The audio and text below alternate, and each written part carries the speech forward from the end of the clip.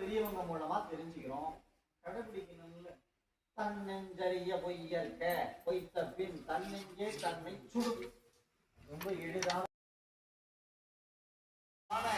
தருணத்துல மழை கடுமையே அல்ல, காற்றும் கடுமையா வீசல. இது ஒரு ரம்மியமான நேரம். இந்த நேரத்துல இறைவனை வழிபாடக்கூடிய வாய்ப்பு இயற்கையாகவே நமக்கு அமைஞ்சிருக்கு. இந்த நேரத்துலாம் மனதை உறுதிப்படுத்துவதற்கு இருக்கிற கால நேரங்கள் பொருந்தும். சரியா பார்த்துக்கிட்டீங்கன்னா ஒரு 10 மணிக்கு காலையில சாப்பிட்டுட்டு இப்படி கண்ணை மூடி உட்கார்ந்தீங்கன்னா சாப்பிட்ட சாப்பாட்டினுடைய தன்மைக்கு ஏற்ற மாதிரி எல்லா நினைவுகளும் வந்து விளையாடும்.